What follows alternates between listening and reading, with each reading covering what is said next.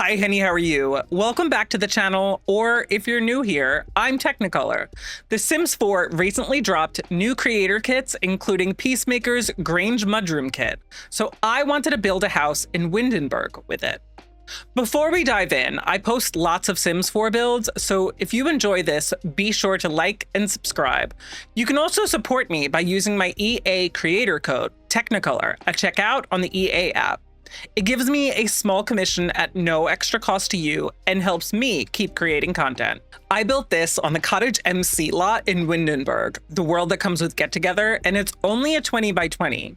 I wanted to lean into the smaller house vibe, especially because I was determined to use the new creator kit.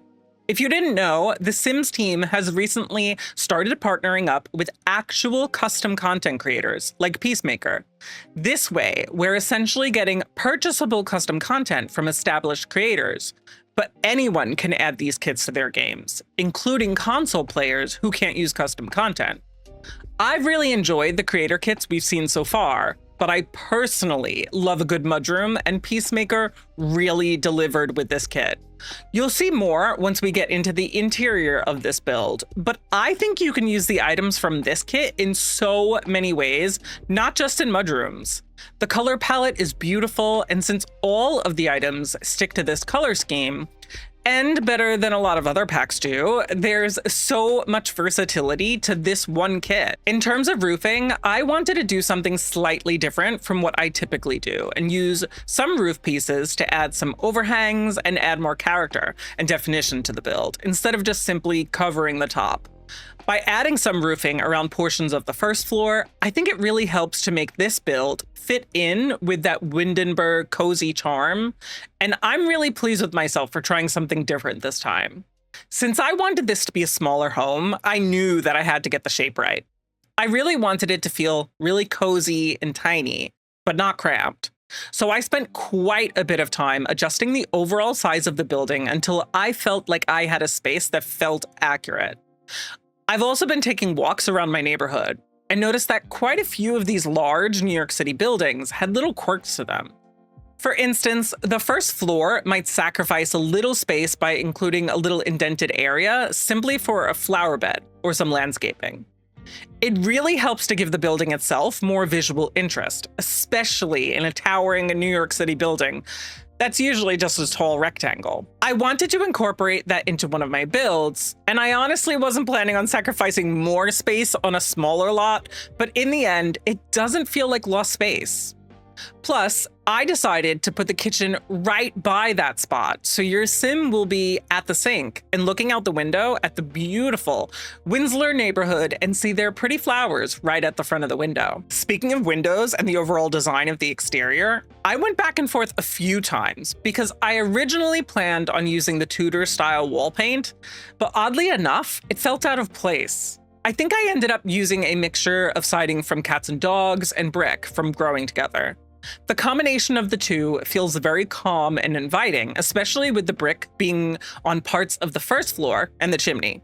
It feels as if it fits in so well to the Windenburg world, which is good because I personally think that if you're building in a specific world, it needs to be intentional and fit in with the rest of the world.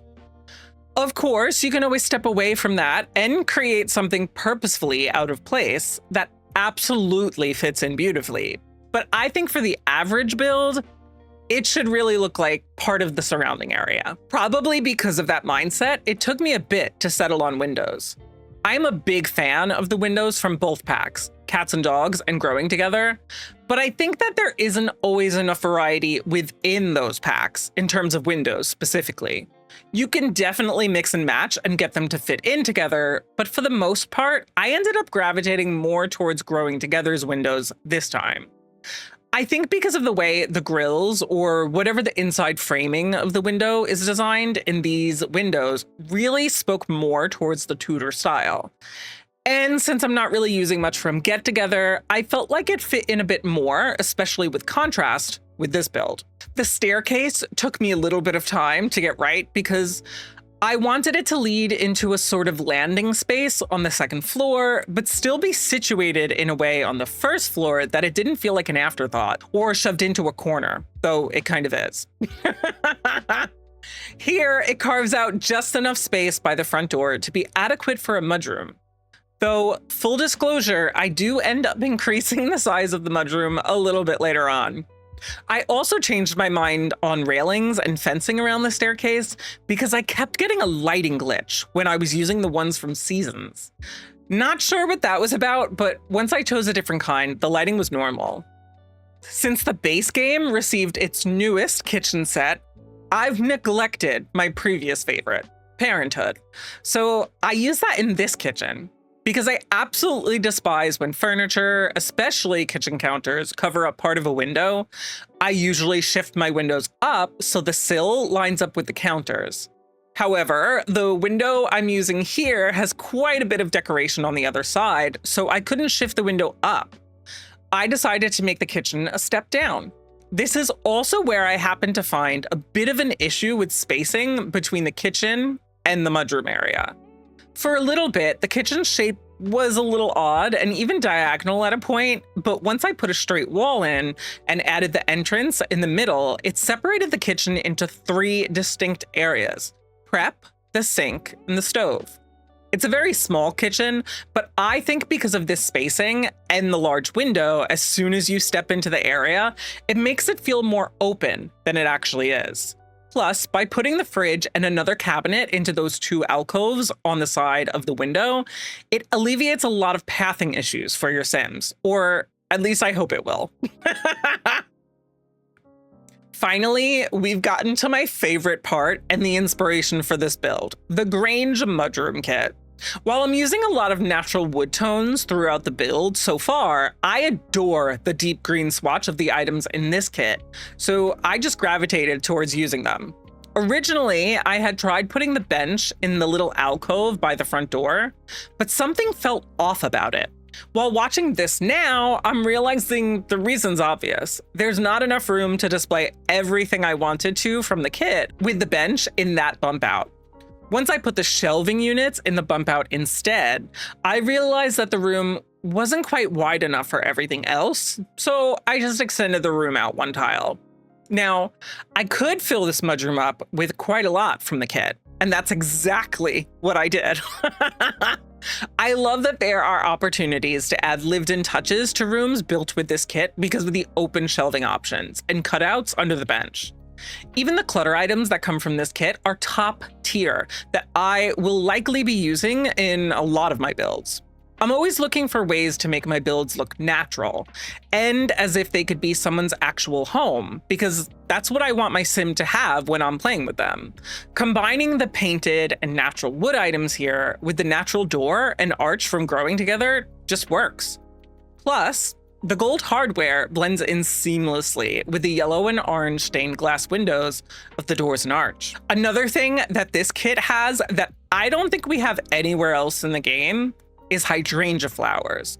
Obviously, we have them within the landscaping section, but I think this is the first time, correct me if I'm wrong, but I think it's the first time that we have them as a decoration in a vase. I'm not sure when I decided this, actually. It was probably sometime after Animal Crossing New Horizons had released because of the different flowers in there, but I've decided that hydrangeas are my favorite flower. So it was an absolute joy to see them here because I just know I'll be using that item all the dang time. I also wanted to use the storage from the kit as a TV console, and I personally think it works beautifully as a console. Lately, I tend to either use the Casanova Cave television or wall-mounted televisions in my builds because that feels more like what I would personally want in my house. For instance, we have a bunch of Philips Hue lights behind our wall-mounted television because we bought one of those Hue Sync HDMI boxes. So when we're watching a movie or something, the lights behind the TV match what's on the screen. Meanwhile, there's some weird burn-in or something happening with our TV that's left this dark smudge down the center that I notice every time I'm watching TV, but my boyfriend swears he forgets about it. So maybe wall-mounted TVs aren't all they're cracked up to be. Anyway, I do occasionally build with the standing TVs, but a lot of times the lights on the front, like on this particular TV, annoy the absolute hell out of me. My TV even has a light on the front, and I went into the settings and disabled it. Furnishing the rest of the living room, however, was a bit more difficult. I wanted a big couch and a coffee table, but there needed to be space around, including to get up and down the stairs. I like the wallpapers that come with the kit, so I used one of the blue and white ones to be more neutral and put focus on the furniture and decor. I've used a love seat that I know for a fact that I've never used before in my entire life, and even though it's a bit further away from the living space, I think it makes sense for it to be there. On the other half of the room, I put a dining table with chairs from Growing Together. The wood tones definitely don't match throughout this room, but I think having that tiny bit of variation is okay. I've been using a lot more plain rugs, or at least rugs with minimal design or pattern, and here I went with a simple white rug. I think with my flooring and wallpaper choices, it helps ground the room. Upstairs, I wasn't entirely sure how I wanted the floor plan to be laid out. Originally, I thought it might be nice for that big picture window from Cats and Dogs that overlooks the lake to be part of the primary bedroom. However, with the location of the stairs, I couldn't get a hold on a layout that made sense. Once I decided to block off space on the other end of the floor for bedrooms, I was able to see space for bathrooms and then a small hallway off of a landing space. Perfect spot for a little family room and or office space. And I actually fit in both. Honestly, I don't think that this space started to take shape until I put in the fireplace. It's nowhere near where we put the chimney, but that's okay. However, the fireplace is directly across from the big picture window, so if you're looking in from the outside, it's framed nicely. Then I just needed to figure out how to arrange the furniture around the fireplace since it isn't the largest space. I decided to tuck in a bookshelf and a desk to the left of the fireplace, with the desk being able to look out the window. Under the picture window, I knew I wanted there to be a comfortable amount of seating, but I didn't want the space to feel cramped. I cut out a lot of footage from here because I tried so many different types of seating and configurations that it was almost embarrassing. In the end, I settled on a combination of a comfy couch and armchair with a floor lamp and some plants in the corner between the two. The couch isn't centered under the picture window, but since there's limited space here, I think this specific configuration feels more centered and realistic. Sometimes I think I can get a little too matchy-matchy or symmetrical in my builds, but occasionally working on a smaller build or shell challenge can really force you out of that mindset. These bedrooms were surprisingly very fun for me to work on. I feel like sometimes I use the same furniture in the same swatches, and I'm just remaking the same bedroom in different ways. Since I had already been trying out new things here, I thought, why not change up my bedroom designs? I ended up using the end tables from Laundry Day as the nightstands, and a combination of Growing Together and Cottage Living dressers on either side of the bed. This seems like a normal bedroom for a smaller home to me, and adding in smaller touches like the plant and clutter on the lower dresser helped bring it all together. You might have noticed that the taller dresser and the plant stand both have that rattan or wicker or whatever it is. So I thought I'd try to weave that look into the kids' bedroom as well. It's just a dresser, but it definitely works to try to bring in more consistency. Maybe it was the parents' dresser originally, and they passed it on to their kid at some point. Plus, the desk with all the clutter and school bag on the side starts to tell a story about whose bedroom this could be. I also went a bit quirky with the bed and used colors that I normally wouldn't, and tried to spread those colors throughout the room. I actually hate the wallpaper I used for this bedroom, but it definitely works here. I don't really know why I hate it. I just don't really love some of these more wild patterns, but they definitely work for kids' rooms. Sometimes. Back in the parents' room, I used, I believe, the Cats and Dogs striped wallpaper. Sometimes I think the colors in this wallpaper of any swatch feel kind of dull, but I use it here because, like the rest of the build, it feels a bit more neutral. The kids' room, of course, is definitely more bold in terms of wallpaper, but that's typical for a kid. Altogether, I think all of these choices help to tell a story about the family. And since there's more consistency, that story just becomes clearer. I think I spend a lot more time working on the landscaping here than I normally do in my builds, and that's kind of interesting to me because there's so little space for me to landscape. But the backyard has a little patio where your Sims can grill and eat outside, and there's garden planters for some skill building. It's just funny to me when I get to the editing stage of these speed builds and I see how much time I spent working on each area. Speaking of how much time I spent, you are not going to believe what happened to me while working on this build. I was having the time of my life, just enjoying building in the game, and I had just finished the exterior. So we were moving on to the interior when I started building this day. So during this session, I had fully completed the first floor. I'd worked on the kitchen, including struggling to figure out the layout and dropping it down a level. I'd gone on to do the mudroom, making it a bit larger and doing all of the clutter and using temporary shelves to help me place items on the storage units. Then I went on to do the living room and dining area, making choices of rugs and seating and all of that.